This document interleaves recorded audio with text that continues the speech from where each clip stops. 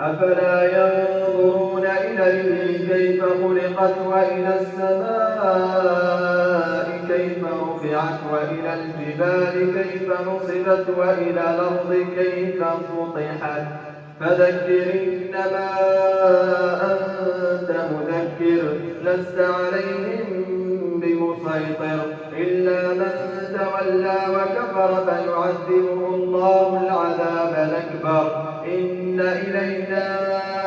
إيابهم ثم إن علينا حسابهم بسم الله الرحمن الرحيم والفجر وليال العشر والشفع والوتر والليل إذا يسر هل في ذلك قسم لذي حجر ألم تر كيف فعل ربك بعاد إرم ذات العماد التي لم يخلق مثلها في البلاد وثمود الذين جابوا الصخر بالوادي وفرعون ذي الأوتاد الذين طغوا في البلاد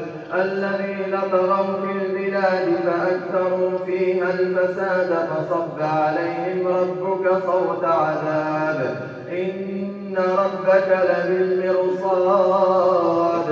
فأما الإنسان إذا ما ابتلاه ربه فأكرمه ونعمه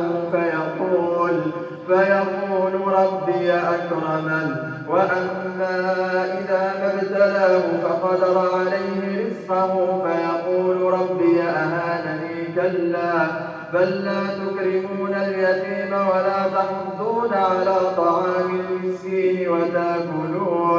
وتأكلون التراث أكلا لما وتحبون المال حبا جما كلا إذا دكت الأرض دكا دكا وجاء ربك والملك صفا صفا وجيء يومئذ بجهنم يومئذ يتذكر الإنسان وأنى له الذكرى يقول يا ليتني قدمت لحياتي فيومئذ لا يعذب عذابه أحد ولا يوثق وثاقه أحد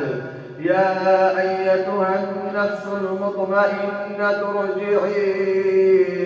إلى ربك راضية مرضية فادخلي في عبادي وادخلي جنتي.